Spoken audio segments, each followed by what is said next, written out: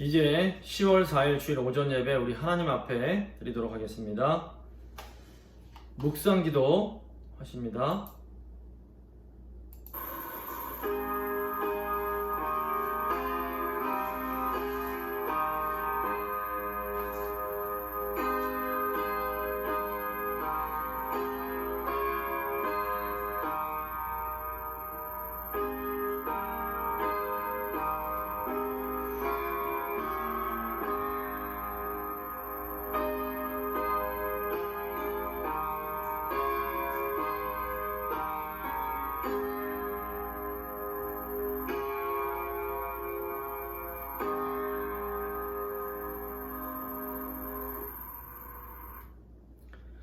우리의 영광과 존귀와 권능을 받으시기에 합당하신 거룩하신 삼위일체 하나님, 우리를 하나님의 존귀한 자녀로 삼아주시고 이 영광스러운 예배의 자리로 불러주심에 진심으로 감사드립니다. 창조주 성부 하나님, 온 세상에 창조주 하나님의 그 크신 사랑이 더 풍성하게 나타나게 하시고 모든 만물이 하나님을 찬양하게 주님 도와주시옵소서. 아멘. 구속주 성자 하나님, 주님께서 십자가에서 이루신 그 구원이 우리 인간들의 역사 가운데에 더 깊이 그리고 더 넓게 이루어지게 하여 주시옵소서. 아멘. 성화주 성령 하나님, 교회인 우리를 거룩하게 하시고 우리를 통하여 하나님의 구원을 이루어가게 하여 주시옵소서. 아멘. 이 시간 저희가 거룩하신 하나님을 예배하기 위하여 주님 앞으로 나아가오니 우리 예배를 받아주시고 우리에게 하늘에 속한 신령한 복을 풍성하게 내려 주시옵소서. 감사드리며 귀하신 예수 그리스도의 이름으로 기도드립니다. 아멘. 사도신경으로 우리의 신앙을 고백하겠습니다. 나는 전능하신 아버지 하나님 천지의 창조주를 믿습니다. 나는 그의 유일하신 아들 우리 주 예수 그리스도를 믿습니다. 그는 성령으로 잉태되어 동정녀 마리아에게서 나시고 본디오 빌라도에게 고난을 받아 십자가에 못 박혀 죽으시고 장사된 지 사흘 만에 죽은 자 가운데서 다시 살아나셨으며 하늘에 오르시어 전능하신 아버지 하나님 우편에 앉아 계시다가 거기로부터 살아있는 자와 죽은 자를 심판하러 오십니다. 나는 성령을 믿으며 거룩한 공교회와 성도의 교제와 죄를 용서받는 것과 몸의 부활과 영생을 믿습니다. 아멘. 이제 찬송가 10장 찬양하겠습니다. 찬송가 10장 찬양하겠습니다.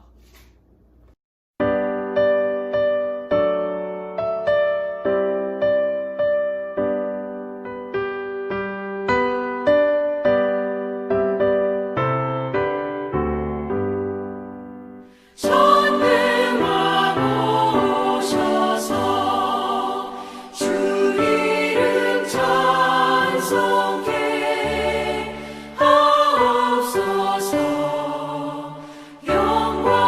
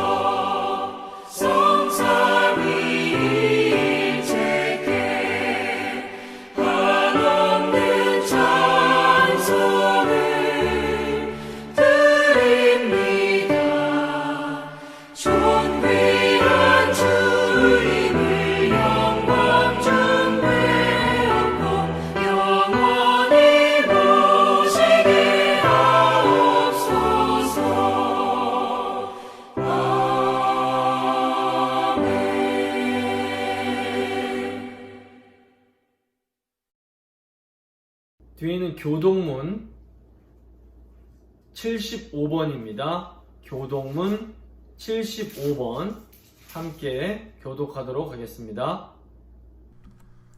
그러므로 내가 너희에게 이르노니 목숨을 위하여 무엇을 먹을까 무엇을 마실까 몸을 위하여 무엇을 입을까 염려하지 말라. 목숨이 음식보다 중하지 아니하며 몸이 의복보다 중하지 아니하냐. 공중의 새를 보라. 심지도 않고 거두지도 않고 창고에 모아들이지도 아니하되 너희 하늘 아버지께서 기르시나니 너희는 이것들보다 귀하지 아니하냐. 너희 중에 누가 염려함으로 그 키를 한 자라도 더할 수 있겠느냐. 또 너희가 어찌 의복을 위하여 염려하겠느냐. 들의 백합화가 어떻게 자라는가 생각하여 보라. 수고도 아니하고 길쌈도 아니하느니라.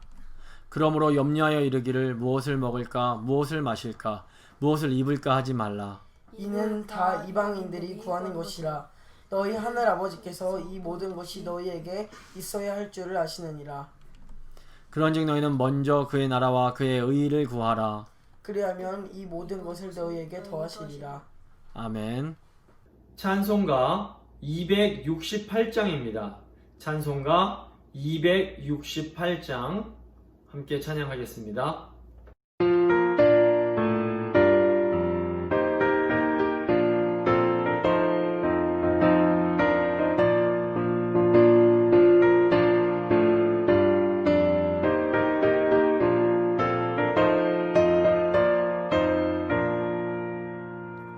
죄에서 자유를 얻게 하는 보혈의 능력 주의 보혈 시험을 이기고 승리하니 참 놀라운 능력이로다.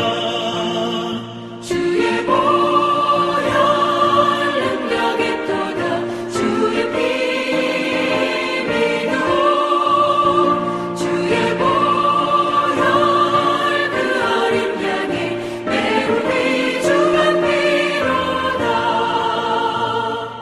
육체의 정욕을 이길 힘은 보혈의 능력 주의 보혈 정결한 마음을 얻게 하니 참 놀라운 능력이로다.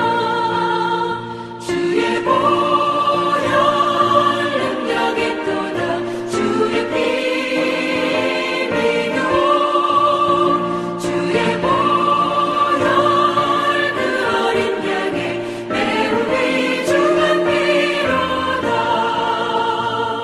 눈보다 더 이게 밝히는 것 보혈의 능력 주의 보혈 부정한 모든 것 밝히시니 참 놀라운 능력이로다.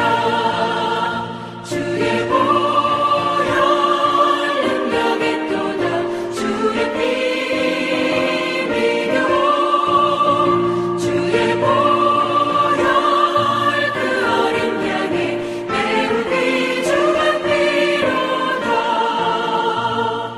구주의 복음을 전할 제목 보혈의 능력 주의 보혈 날마다 나에게 찬송 주니 참 놀라운 능력이로다. 주의 보혈 능력이 또다. 주의 피 믿어 주의 보혈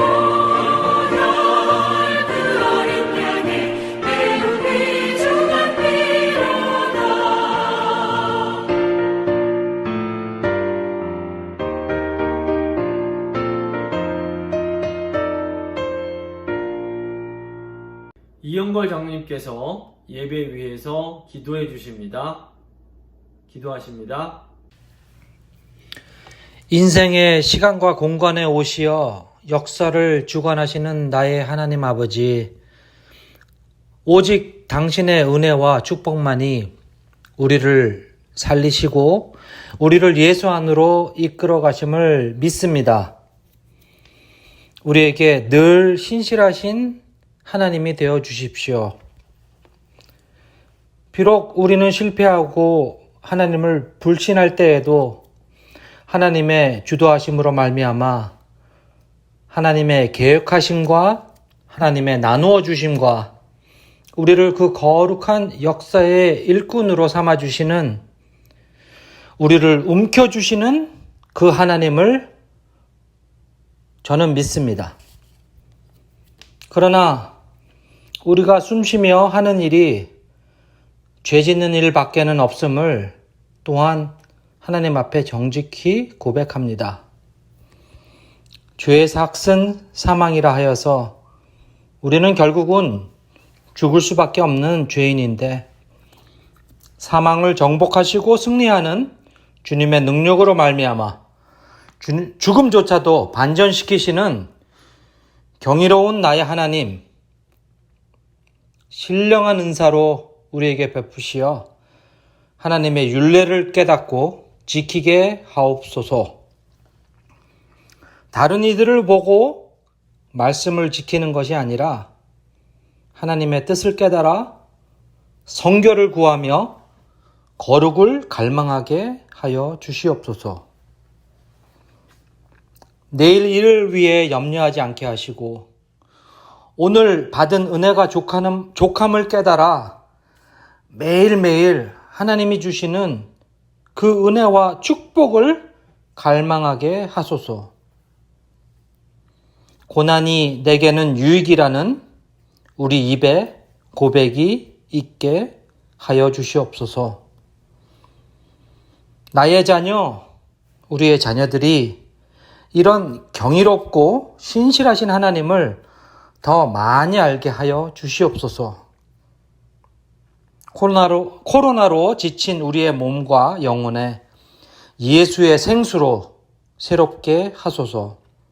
그리하여 그 놀라우신 하나님의 은혜와 복을 우리의 온 맘 다해 찬양하게 하소서. 신성욱 목사님의 복음의 말씀을 통해 예수는 그리스도시요 살아계신 하나님의 아들이심을 깨닫게 하시며 그 예수만이 우리를 이 세상에서 구원하실 분이심을, 온 세상에 전하여야 될 분이심을, 한시도 지체할 수 없음을 깨닫는 우리 모두의 은혜의 시간이 되게 하여 주시옵소서. 하나님, 당신은 우리를 지으시고 구원하시며 이끌어 가심을 믿습니다. 그런 주의 나라가 내 마음속에, 내 가정에, 내 교회에, 온 세상에 임하게 하여 주시옵소서. 예수님 이름으로 기도드립니다. 아멘.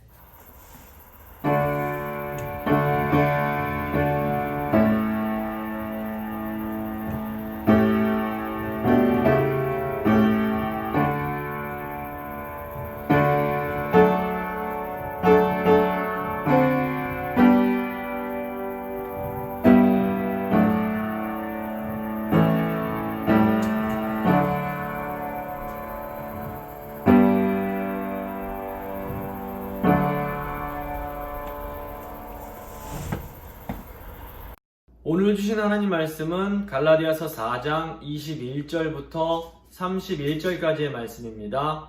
갈라디아서 4장 21절로 31절까지의 말씀 제가 봉독해 드리도록 하겠습니다. 내게 말하라. 율법 아래에 있고자 하는 자들아, 율법을 듣지 못하였느냐? 기록된 바 아브라함에게 두 아들이 있으니 하나는 여종에게서 하나는 자유 있는 여자에게서 낳았다 하였으며, 여종에게서는 육체를 따라 낳았고 자유 있는 여자에게서는 약속으로 말미암았느니라. 이것은 비유니 이 여자들은 두 언약이라. 하나는 시내산으로부터 종을 낳은 자니 곧 하갈이라.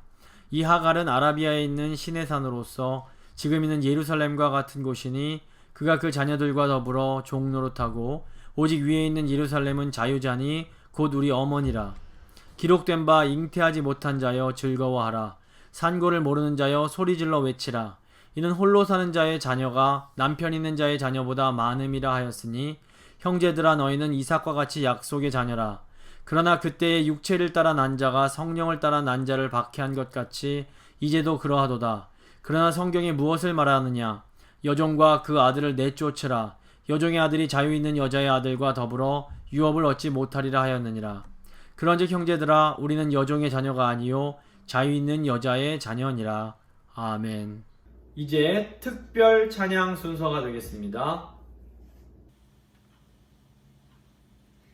너 근심 걱정 말아라 주 너를 지키리 주 날개 밑에 걸어 주 너를 지키리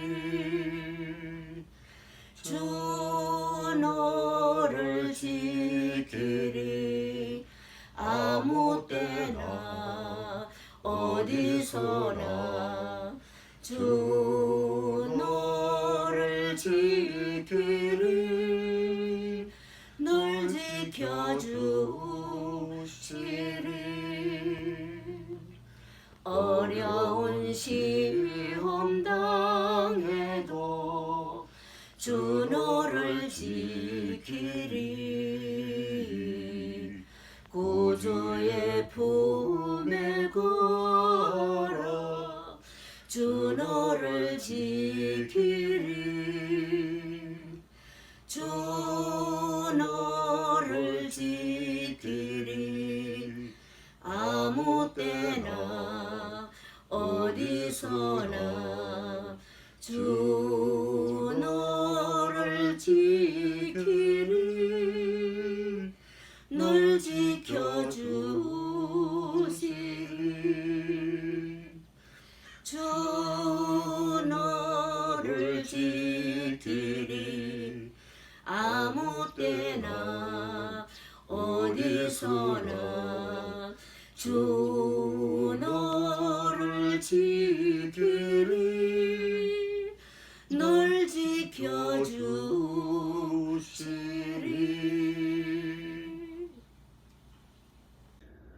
오늘은 두 아들이란 제목으로 하나님 말씀 함께 나누고 기도하도록 하겠습니다. 저희가 계속해서 갈라디아서를 강의하고 있습니다. 이 갈라디아서는 율법과 복음의 관계를 잘 이해할 수 있도록 도와주는 그런 서신서라고 볼 수 있습니다. 저희가 갈라디아서를 잘 이해하려면 이 복음의 내용을 잘 이해해야 합니다. 우리가 예수님 안에서 하나님의 은혜로 값없이 구원받았음을 아는 사람들은 하나님께 마음 깊은 곳에서부터 감사가 나올 수밖에 없습니다. 또 저희가 갈라디아서를 또 잘 이해하게 되면 복음뿐 아니라 율법도 잘 이해할 수가 있게 됩니다.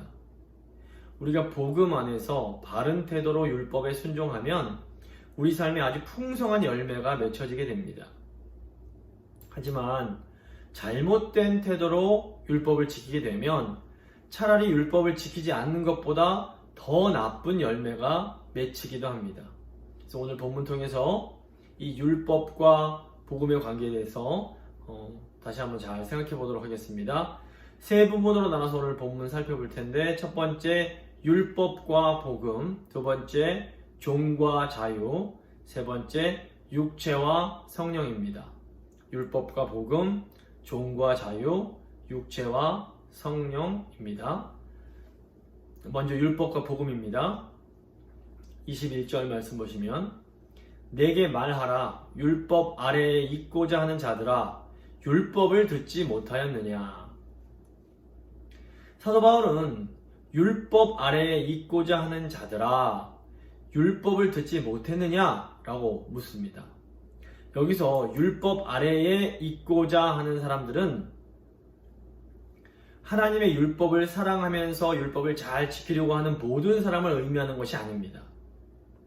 이 율법을 히브리어로 토라라고 이렇게 하는데, 이 토라의 본래적 의미는 이 율법보다는 가르침에 더 가깝다고 볼 수 있습니다. 그래서 토라는 이 모세오경 전체를 의미하기도 하지만 더 넓은 의미로 구약 성경 전체를 이렇게 토라, 즉 율법이라고 부르는 경우가 많습니다. 근데 이 율법에는 하나님의 뜻이 들어있기 때문에 하나님의 말씀인 율법을 잘 지키면 우리 삶에 아주 좋은 열매가 맺혀지게 됩니다. 당연히 율법 이렇게 잘 지키는 것 자체가 나쁜 것은 결코 아닙니다. 그런데 제가 처음에도 말씀드린 것처럼 우리가 어떤 태도로 이 율법을 지키는가에 따라서 굉장히 나쁜 열매가 맺힐 수도 있습니다. 그래서 율법을 지키는 것과 관련돼서 4종류의 사람이 있습니다. 첫 번째 종류는 율법에는 잘 순종하지만 이 율법에 꽉 매여있는 사람입니다. 이런 사람들이 사도 바울이 말한 법 아래에 있고자 하는 사람들이라고 볼 수 있습니다. 예수님 당시에 바리새인 같은 사람들이 이렇게 율법을 잘 지키지만 율법에 꽉 매여있던 사람들이라고 볼 수 있습니다. 이런 사람들은 율법을 잘 지켜서 하나님 앞에서 의롭게 되려고 하는 사람들입니다. 이들은 자기들이 율법을 잘 지키다 보니까 교만하고 자기 의의가 강하다는 그런 특징이 있습니다. 요즘으로 하자면 교회에 열심히 다니고 율법도 열심히 지키는 사람들이라고 볼 수 있습니다. 이런 사람들은 자기들이 열심히 율법을 지키다 보니까 율법을 잘 지키지 못하는 사람들에게 비판적이 되기 쉽습니다. 그래서 율법 아래에 있는 사람들은 교회에 열심히 다니지 못하고 하나님 말씀대로 살지 못하는 사람들을 보면 혀를 찢찢 차면서 아이고 저 인간들 신앙생활 좀 제대로 하지 하면서 이렇게 정죄하는 태도를 갖기 쉽습니다. 그런데 이제 정작 자기들도 연약함이 있기 때문에 율법을 잘 지키지 못하게 되면 아이고 이러다 나도 지옥 가면 어떻게 하지 하면서 두려워하게 되는 경우가 많습니다. 결국 이렇게 율법 아래에 있는 사람들은 열심히 율법을 지키면서도 그 마음 가운데 참된 확신과 자유가 없는 경우가 많습니다. 이런 사람들도 이 복음에 대해서 머리로는 잘 알고 있습니다. 하지만 안타깝게도 정작 이 복음이 주는 진정한 자유와 기쁨은 잘 누리지 못하고 사는 경우가 많은 겁니다. 이제 두 번째 종류는 율법에 순종하지 못하면서 율법에 꽉 매여있는 사람들이 있습니다. 이런 사람들은 자기들이 율법을 잘 지키지 못한다는 것에 대해서 스스로 마음속에 어떤 죄책감이 있습니다. 그래서 이런 사람들은 자신이 없습니다. 예수님 당시의 세리나 죄인에 해당되는 사람들이라고 볼 수 있습니다. 이런 사람들은 율법을 잘 지켜서 이렇게 교만한 사람들에 비해서는 훨씬 더 겸손합니다. 자기도 잘 하지 못하기 때문에 다른 사람들, 율법 잘 지키지 못하는 사람들을 쉽게 정죄하거나 비판하지 못합니다.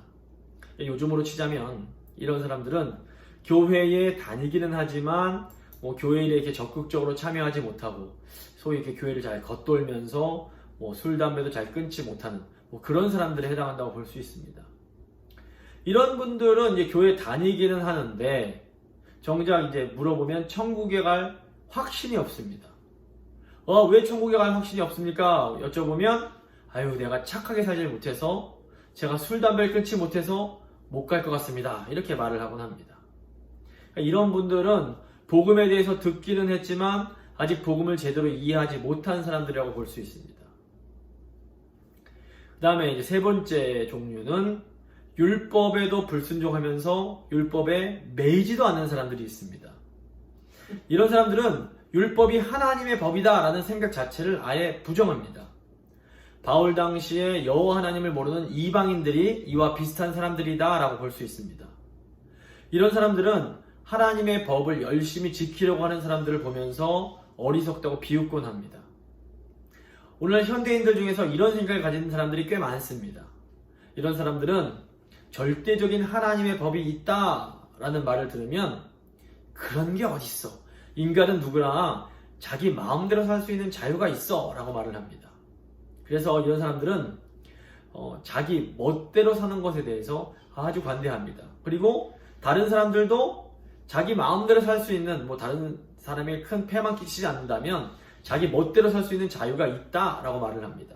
그런데 이런 사람들도 마음 깊숙한 곳을 보면 하나님께서 주신 양심이 작동을 합니다. 그래서 자기 멋대로 사는 사람 같은 사람들도 보면 자기 나름대로 어떤 기준이 있는 것을 보게 됩니다.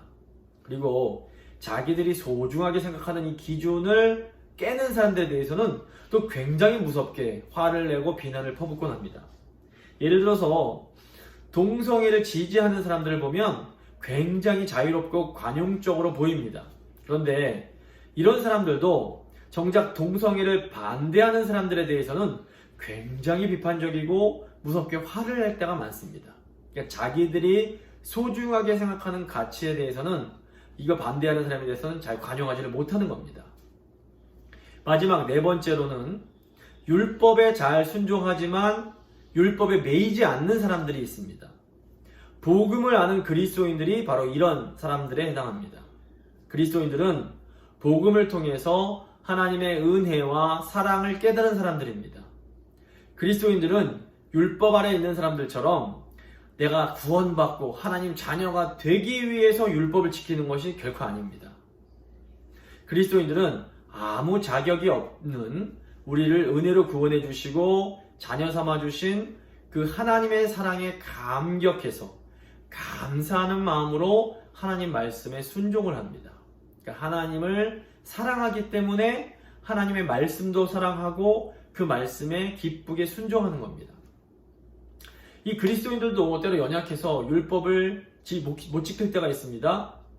하지만 그리스도인들은 율법을 못 지켰다고 내가 지옥에 가면 어떡하지 이런 걸 두려워하지 않습니다.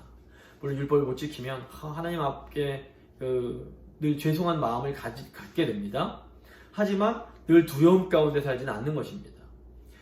그리스도인들은 자신들도 율법 잘 지켜서 구원받은 것이 아니라는 것을 알기 때문에 율법을 잘 못 지키는 사람들에 대해서 너그러울 수가 있습니다. 그래서 율법에 매이지 않고 율법을 잘 지키지 않는 사람들, 그러니까 자기 멋대로 사는 사람들이 제일 자유로워 보입니다. 하지만 아까 말씀드린 것처럼 그 사람들도 자기들이 세운 기준에 맞지 않는 사람들에 대해서는 관대하지 못합니다. 하지만 복음을 아는 그리스도인들은 이런 사람들보다 훨씬 더 관대합니다. 그래서 우리 기준에 맞지 않는 사람이라고 할지라도 그 하나님의 은혜를 알기에 넉넉하게 받아줄 수 있는 겁니다.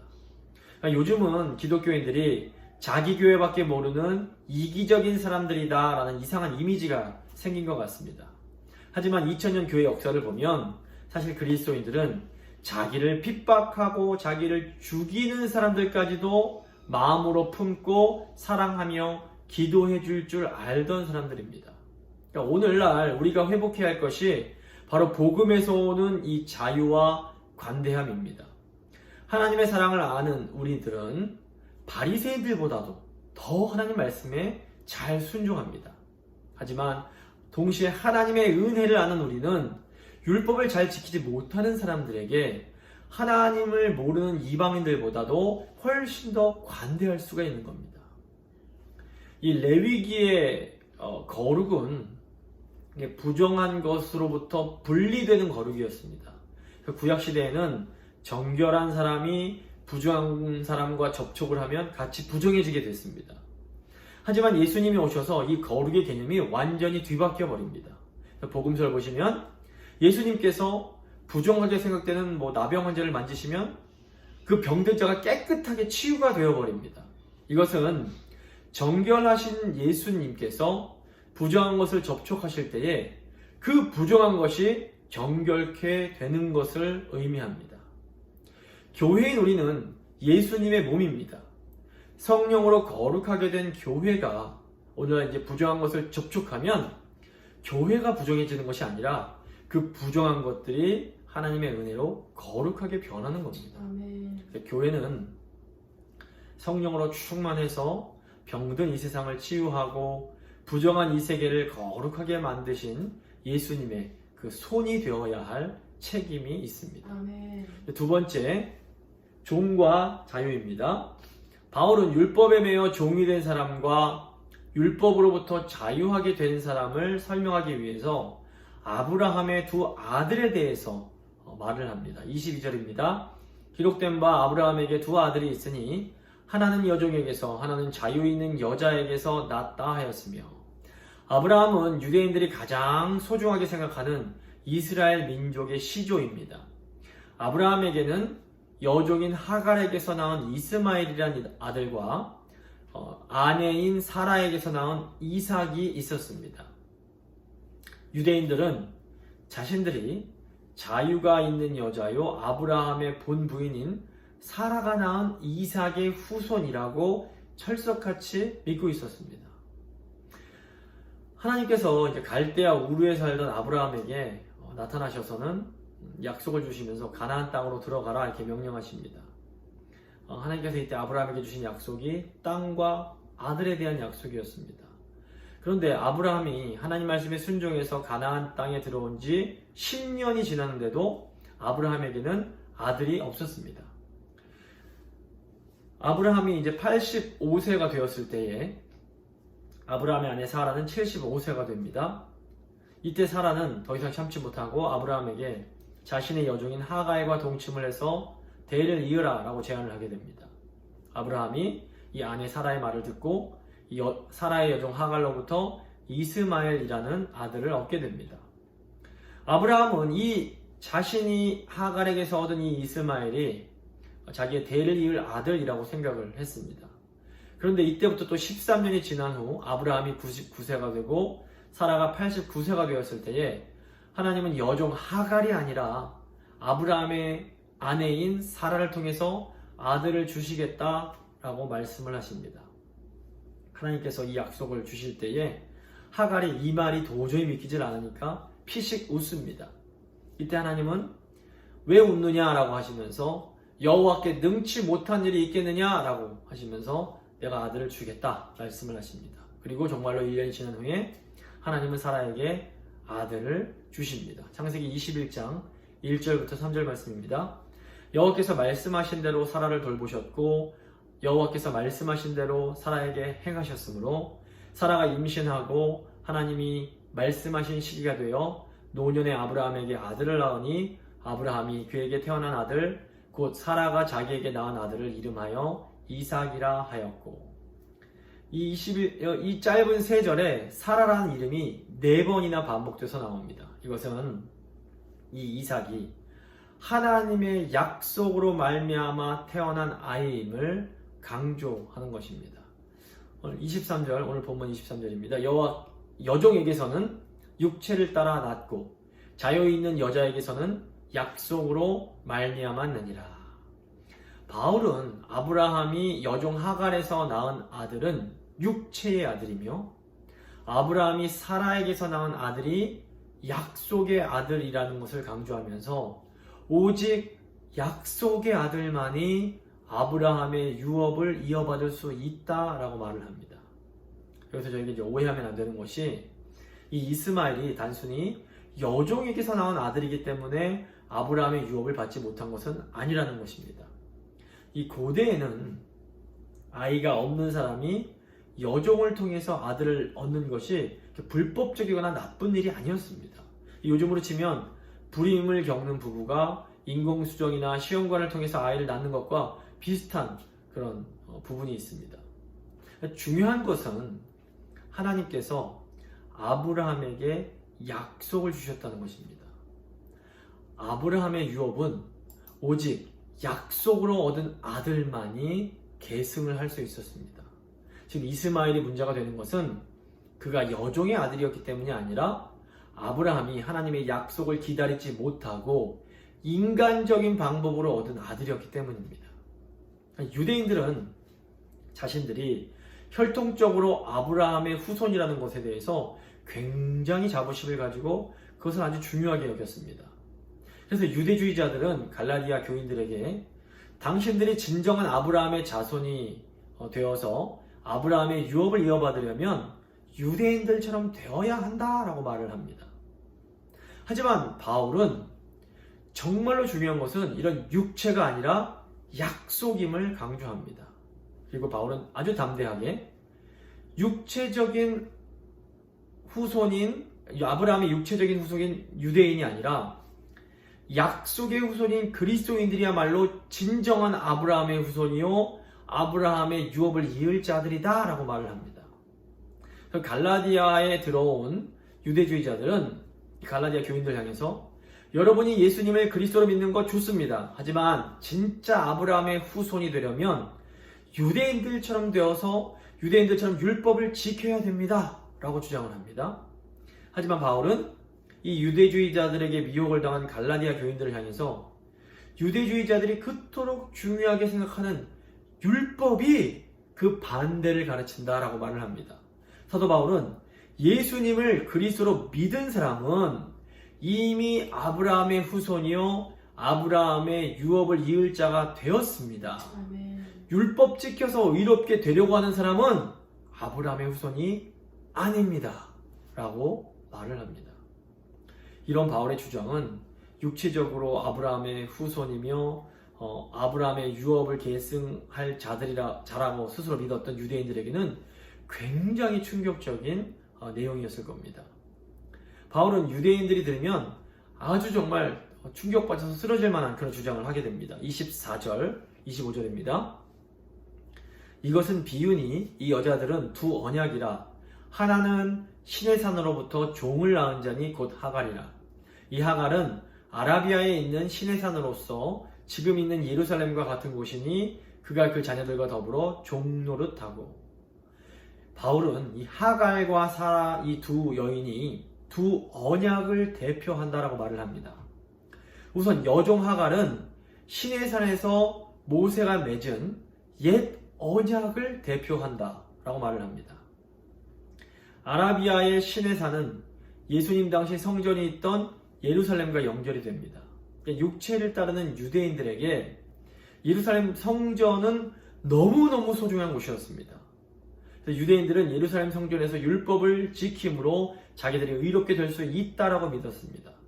그런데 바울은 놀랍게도 이런 율법에 대한 믿음, 예루살렘 성전에서 율법 잘 지켜서 의롭게 될 수 있다라는 믿음이 여종인 하갈에게 속한 것이다 라고 말을 합니다. 26절부터 28절입니다. 오직 위에 있는 예루살렘은 자유자니 곧 우리 어머니라. 기록된 바 잉태하지 못한 자여 즐거워하라. 산고를 모르는 자여 소리질러 외치라. 이는 홀로 사는 자의 자녀가 남편 있는 자의 자녀보다 많음이라 하였으니 형제들아 너희는 이삭과 같이 약속의 자녀라. 이 자유를 가진 여인인 사라는 예수님을 통해서 맺은 새 언약을 대표합니다. 사라가 대표하는 이 새 언약은 이 땅에 속한 예루살렘이 아니라 저 하늘에 있는 예루살렘에 해당합니다. 그러니까 사라는 육체적으로 육신적으로는 절대로 아이를 낳을 수 없던 사람입니다. 그런데 하나님께서 초자연적인 은혜로 이 사라에게 약속의 아이를 낳게 하십니다. 그러니까 바울은 믿음으로, 다시 말해서 하나님의 초자연적인 은혜로 하나님의 자녀가 된 그리스도인들이야말로 바로 이 사라에게 속한 약속의 자녀임을 말하는 것입니다. 자신들이 아브라함의 후손임을 자랑했던 유대인들에게 육체가 아니라 약속으로 아브라함의 후손이 된다라는 이 바울의 주장은 너무나 충격적이었을 것입니다. 유대인들은 이 바울의 주장을 들으면 아니 어떻게 이렇게 말도 안 되는 일이 있을 수 있냐라고 생각했을지 모르겠습니다. 그런데 사라도 하나님께서 아들을 주시겠다라고 약속하실 때에 그 말이 너무 이해가 안 되기 때문에 그 말을 믿지를 못했습니다. 하지만 결국 하나님은 약속대로 사라에게 아들을 주십니다. 육체로 나온 종의 아들과 약속으로 나온 자유인의 아들의 차이가 무엇입니까? 이 종의 아들은 인간의 능력, 인간의 방법으로 낳은 아들이지만 이 자유인의 아들은 하나님의 능력, 하나님의 방법으로 낳은 아들입니다. 아브라함이 하갈을 통해서 얻은 이스마엘은 하나님의 약속이 아니라 인간의 능력을 의지해서 낳은 아들이었습니다. 그런데 아브라함이 이렇게 열심히 인간적인 노력을 기울여서 아들을 낳은 그 결과가 어떻게 됩니까? 그 결과는 아주 끔찍했습니다. 사라는 하갈이 아들을 낳자마자 하갈을 질투해서 내쫓고 또 시간이 지난 후에는 하갈이 낳은 아들이 사라가 낳은 아들을 핍박하게 됩니다. 그러니까 아브라함의 가정이 이 때문에 엉망이 되어버립니다. 아브라함이 사라를 통해서 얻은 이삭은 전적으로 하나님의 은혜로 얻은 아들입니다. 모든 인간적인 소망이 다 사라져 버렸을 때에 약속을 받은 아브라함과 사라마저도 도저히 더 이상 소망을 가질 수 없을 그때에 하나님은 기적적인 방법으로 아들을 주십니다. 유대주의자들은 자기들이 사라와 이삭의 계보를 잇는 진짜 아브라함의 후손이다 라고 생각을 했습니다. 하지만 바울은 영적으로 보면, 육신적으로 보면 그들 말이 맞을지 모르지만 영적으로 보면 그들은 이방 출신, 애굽 출신의 여종인 하갈의 후손이다 라고 말을 하고 있는 것입니다. 이것은 유대주의자들이 그 마음이 하갈을 통해서 아들을 얻으려고 했던 아브라함과 똑같은 그런 인간적인 마음이기 때문에 그렇습니다. 혈통적으로는 이삭의 후손일지 몰라도 영적으로 보면 유대인들은 이스마엘의 후손이었던 것입니다. 오늘날에도 마찬가지입니다. 우리가 인간적인 노력으로 구원을 얻으려고 하는 것은 아브라함이 인간적인 방법으로 하갈에게서 아들을 얻으려고 하는 것과 똑같습니다. 하지만 우리는 율법과 같은 인간적인 노력이 아니라 오직 하나님의 은혜로만 구원을 얻을 수 있습니다. 우리의 모든 소망이 사라졌을 때, 우리의 힘으로는 더 이상 아무것도 할 수 없음을 고백할 그때에 우리 하나님은 기적적인 방법으로 우리에게 하나님의 약속을 이루어 주십니다. 우리가 인간적인 방법으로 구원을 얻으려고 할 때에는 언제나 실패할 수밖에 없습니다. 우리가 하나님의 약속을 신뢰하며 오직 하나님만 의지할 때에 하나님은 우리가 상상할 수조차 없는 기적적인 방법으로 하나님의 약속을 이루어 주십니다. 이제 세 번째, 육체와 성령입니다. 바울은 우리가 성령을 따라 육체적인 것들을 내쫓아야 한다라고 말을 합니다. 29절입니다. 그러나 그때에 육체를 따라 난 자가 성령을 따라 난 자를 박해한 것 같이 이제도 그러하도다. 그러나 성경이 무엇을 말하느냐? 여종과 그 아들을 내쫓으라. 여종의 아들이 자유 있는 여자의 아들과 더불어 유업을 얻지 못하리라 하였느니라. 바울은 아브라함이 하갈에게서 얻은 아들이 사라에게서 얻은 아들을 박해했던 것처럼 지금 갈라디아 교회에서도 육체로 난 아들들이 성령의 아들들을 박해한다 라고 말을 합니다. 이게 무슨 의미일까요? 복음은 율법에 매여 있지 않은 사람들에게보다 율법에 매여 있는 사람들에게 더 위협적으로 느껴지게 됩니다. 이게 무슨 말씀인가 하면 복음은 오직 하나님의 은혜로만 구원받는다 라고 말을 합니다. 근데 이 복음의 주장은 모든 것을 걸고 율법 지키는 것을 실천해 왔던 이런 율법주의자들에게는 정말 청천벽력과 같은 소리일 수밖에 없는 것입니다. 그래서 율법을 잘 지켜서 율법으로 의롭게 되려고 노력했던 사람들은 율법으로는 의롭게 될 수 없습니다. 오직 은혜로만, 오직 복음을 믿음으로만 구원받을 수 있습니다. 라고 이런 말을 듣게 되면 굉장히 기분이 나쁘게 됩니다. 육체의 아들 이스마엘은 약속의 아들 이삭을 박해합니다. 예수님을 가장 심하게 반대했던 사람들도 이방인들이 아니라 유대교 지도자들이었습니다. 교회사를 보시면 물론 하나님을 모르는 이 세상 이방인들이 교회를 박해하던 시기가 있었습니다. 고대에는 로마 제국이 초창기 이 교회를 박해했습니다. 또 중세에는 북쪽에서 내려온 바이킹들이 남쪽을 막 침략할 때 교회를 마구 파괴했습니다. 또 현대에는 공산주의, 무신론자들인 공산주의자들이 그리스도인들을 박해했습니다. 하지만 사실 더 많은 경우에 교회를 박해한 것은 교회 밖에 있는 이방인들이 아니라 교회 안에 있는 율법주의자들이었습니다. 중세시대에 복음을 전하는 성도들을 박해한 것은 로마 카톨릭 교회 안에 있던 율법주의자들이었습니다. 사도 바울은 여종과 그 아들을 내쫓으라 라고 말을 합니다. 바울이 말하는 여종과 그 아들은 갈라디아 교회에 숨어들어온 유대주의자들을 의미합니다. 저희가 여기서 잘 생각해 봐야 될 것이 왜 복음을 들은 갈라디아 교인들이 이 유대주의자들에게 미혹을 당했을까 하는 것입니다. 그것은 이 갈라디아 교인들의 그 마음 속에도 이런 율법주의적인 성향이 있었기 때문에 그렇습니다. 죄로 인해 타락한 모든 인간의 마음 속에는 이 율법주의적인 성향이 존재합니다. 너나 할 것 없이 다 마찬가지입니다. 복음을 믿는 성도들 안에도 내쫓아야 할 여종과 그 아들의 모습, 율법주의적인 성향이 존재합니다. 그러니까 다른 성도들의 연약한 모습을 보면서 가슴 아파하고 안타까워하기보다는 어떻게 교회 다닌다는 사람이 저럴 수가 있어 하는 정죄한 마음이 들 때에 우리 안에 이 여종과 그 아들의 모습이 이렇게 밖으로 드러나는 것이라고 볼 수 있습니다.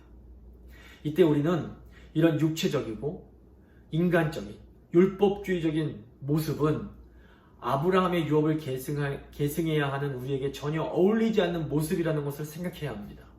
그리고 성령 안에서 이런 우리 안에 있는 여종과 그 아들의 모습을 과감하게 내쫓아야 합니다.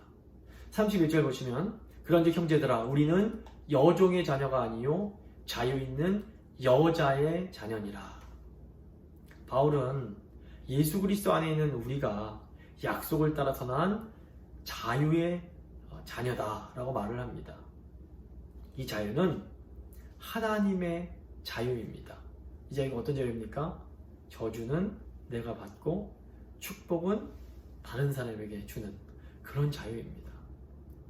우리는 약속을 따라 하나님의 자녀들이 되어서 바로 이 아름다운 자유의 삶을 살도록 선택받은 사람들인 것입니다. 말씀을 마무리 짓도록 하겠습니다. 율법에는 하나님의 뜻이 들어있습니다. 복음 안에서 감사하는 마음으로 율법을 지키면 풍성한 성령의 열매를 맺을 수 있습니다. 하지만 율법으로 하나님 앞에서 의롭게 되어 구원을 얻고자 하는 사람은 끔찍한 비참한 결과를 얻게 됩니다. 복음 안에서 율법을 지키는 사람은 자신은 율법을 잘 지키면서도 이 율법에 매이지 않습니다. 그래서 자신은 율법을 잘 지키지만 율법을 잘 지키지 못하는 사람들을 함부로 비판하지 않고 굉장히 따뜻하고 관대하게 대해줍니다. 하지만 율법에 꽉 매어있는 사람은 다른 사람들에게도 자신처럼 율법을 잘 지킬 것을 강요합니다. 그리고 율법을 잘 지키지 못하는 사람들을 보면 쉽게 정죄합니다. 그러다 보니 정작 자신이 율법을 잘 지키지 못할 때에는 또 크게 죄책감을 느끼고 두려움에 사로잡히게 됩니다. 복음은 우리에게 참 자유를 줍니다. 복음의 사람은 하나님 말씀에 순종하고 이웃을 섬기고 축복하기 위하여 이 자유를 사용합니다. 언제나 이 복음이 주는 참 자유를 온전히 누리며 살아가는 우리 모두가 될 수 있기를 간절히 소망합니다. 이제 잠시 믿음의 기도 드리시겠습니다.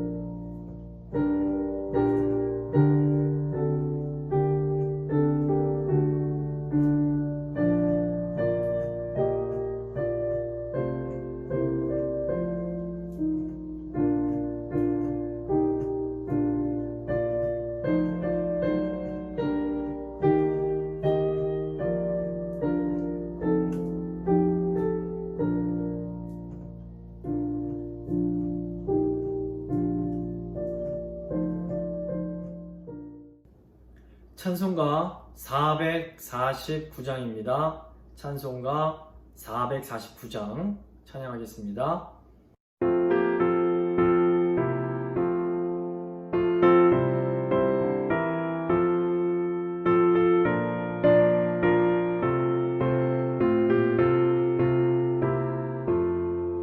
예수 따라가며 복음 순종하며 우리 행할 길 원하겠네 주를 의지하며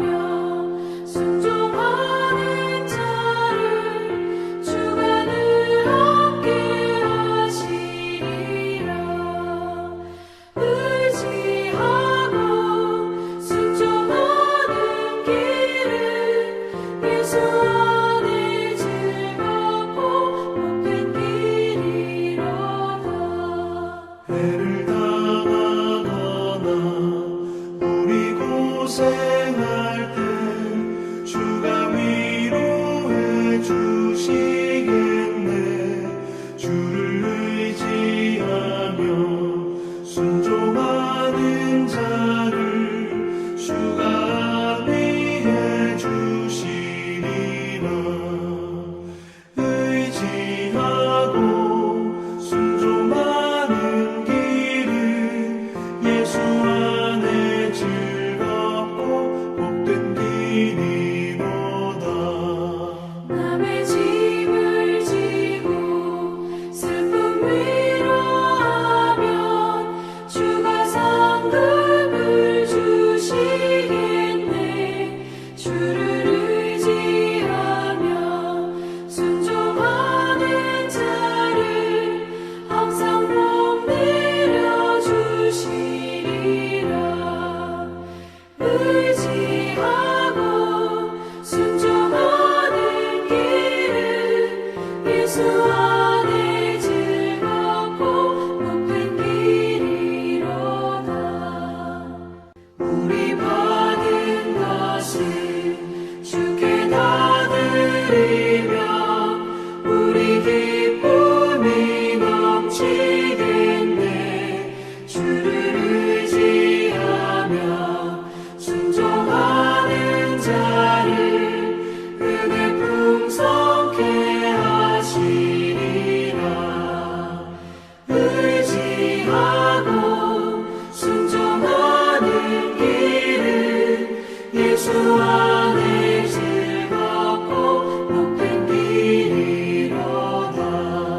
주를 힘입어서 말씀 잘 배우고 주를 모시고 살아가세. 주를 의지하며 항상 순종하면 주가 사랑해 주시리라.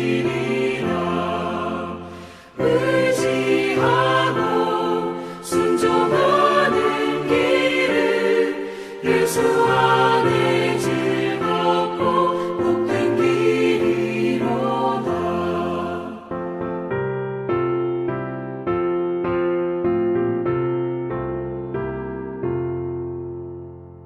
기도하시겠습니다. 하나님 아버지, 복음을 통해서 우리를 약속의 자녀가 되게 하신 그 은혜에 진심으로 감사드립니다. 우리가 성령으로 충만하여 우리 안에 있는 여종과 그 아들을 내쫓게 하시고 복음의 자유 가운데 이웃을 사랑하고 섬기며 살아갈 수 있도록 주님 저희를 도와주시옵소서. 하나님 은혜에 감사하는 마음으로 예물 드리는 손길들 기억하여 주시고 그 삶 가운데 필요한 것들 하나님 넉넉하게 공급하여 주시옵소서. 더 드리고 싶지만 힘이 부족하여 드리지 못하는 주의 백성들 기억하여 주시고 하나님의 은혜 가운데 늘 살 수 있도록 주여 함께하여 주시옵소서.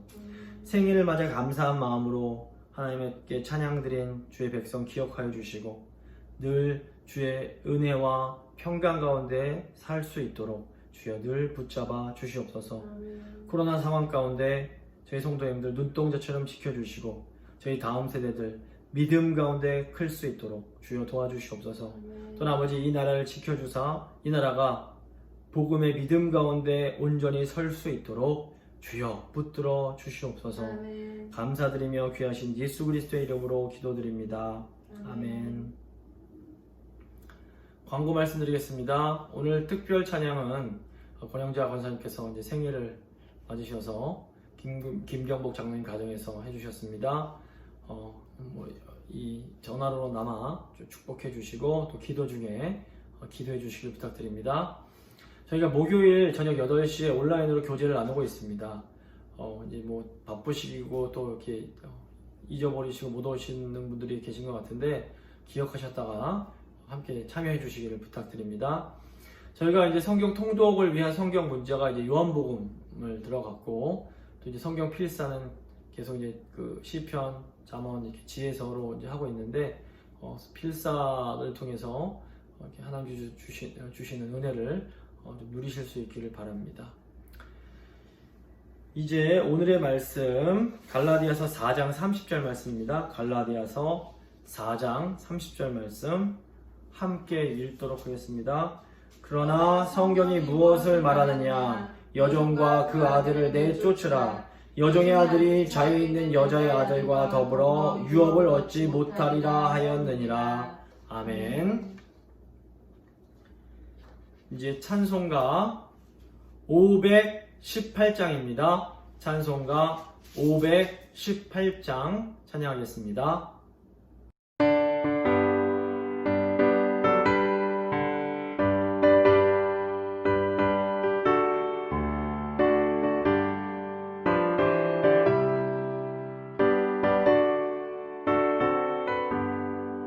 깊은 소리 들리니 예수 원하신다. 만민에게 전하라. 예수 원하신다. 주님 명령하시니 산을 넘고 물 건너 온 세상에 전하라. 예수 바다들아 외쳐라.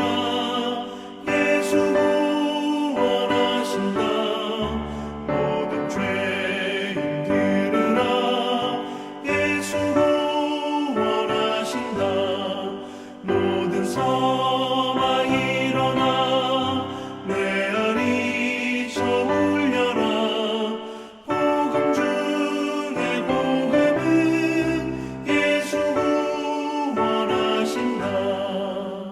환난 중에 하는 말 예수 원하신다. 다시 살아나시어 예수 원하신다.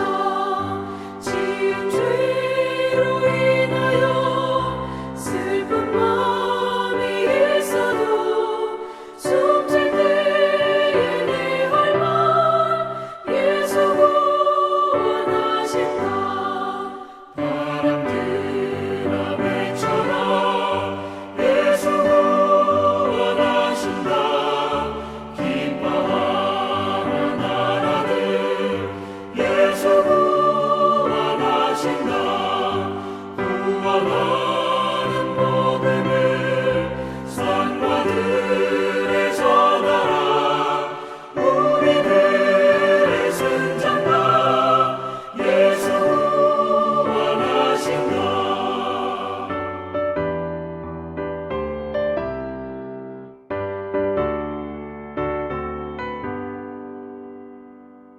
기도하십니다. 지금은 십자가를 통하여 우리를 약속의 자녀가 되게 하신 우리 주 예수 그리스도의 은혜와 우리에게 주신 약속을 신실하게 이루어 주시는 하나님 아버지의 그 크신 사랑과 우리 안에 있는 육체의 습관을 쫓아낼 수 있도록 도와주시는 성령 하나님의 교통하심이 복음 안에서 약속의 자녀의 삶을 살기로 결단하는 하나님의 귀한 자녀들과 그 가정과 교회 위에 그리고 이 나라 위에 지금부터 영원토록 함께 있을지어다. 아멘.